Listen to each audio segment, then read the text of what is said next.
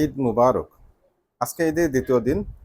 আমাদের বাড়ির আশেপাশে অনেক জায়গায় রক্ত পানি বা পানি জমাট বেঁধে আছে, রক্ত জমাট বেঁধে আছে, যেগুলি আমাদের পরিবেশকে নষ্ট করবে, দুর্গন্ধ তৈরি করবে এবং মশার ক্রমবিকাশ বাড়বে। এগুলি পরিষ্কার করা আমাদের ইমানি দায়িত্ব এবং পরিবেশগত স্বাস্থ্য সচেতনতারও দায়িত্ব। ইমানি দায়িত্ব এই কারণে, আল্লাহ রসুল সাল্লাহ ইসলাম বলেছেন, আত্মহুরু শাতরুল ইমান, পবিত্রতা ইমানের অঙ্গ। অন্য হাদিসে আল্লাহ রসুল সাল্লাল্লাহু আলাইহি ওয়াসাল্লাম বলেছেন যে তোমরা তোমাদের বাড়ির আঙিনা মানে আশপাশ পরিষ্কার করো, কারণ পরিষ্কারের মাধ্যমেই মূলত পবিত্রতা অর্জিত হয়। এই হাদিসগুলির আলোকে আমরা স্পষ্ট বুঝতে পারি যে পরিষ্কার পরিচ্ছন্নতা রাখা এগুলি ইমানের দায়িত্ব।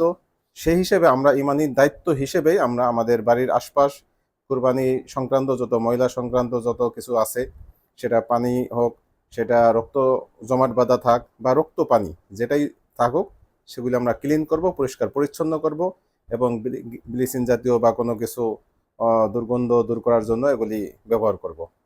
এছাড়া আমরা শুধু হাদিসের আলো না, বাস্তবিক জীবন ব্যবস্থা বা স্বাস্থ্য সচেতনতার কারণেও আমাদের এগুলি পরিষ্কার রাখা দরকার। কারণ এই পানির কারণেই বিভিন্ন ধরনের মশা সৃষ্টি হবে, জন্ম লাভ করবে। এডিস মশার কারণে আমাদের পরবর্তীতে ডেঙ্গু হওয়ার সম্ভাবনা রয়েছে বা আরও অনেক ধরনের রোগবালাই হওয়ার সম্ভাবনা রয়েছে। এ কারণেই প্রত্যেকটা মানুষের ইমানি এবং স্বাস্থ্যগত কারণেই এগুলি আমাদের দায়িত্ব। সেই দায়িত্বর জায়গা থেকেই নিজে যেমন আমাদের বাড়ির আঙিনা পরিষ্কার রাখবো, ঠিক তেমনিভাবে আশেপাশে অন্যদেরকেও উৎসাহিত করব যেন কোনো ক্রমেই এই ময়লা পানি, আবর্জনা, দুর্গন্ধ এগুলি আমাদের বাড়ির আশপাশে না থাকে। আমাদের ঘর যেমন আমরা পরিষ্কার রাখবো, ঠিক তেমনিভাবে বাড়ির আঙ্গিনাকেও আমরা পরিষ্কার রাখবো। ধন্যবাদ।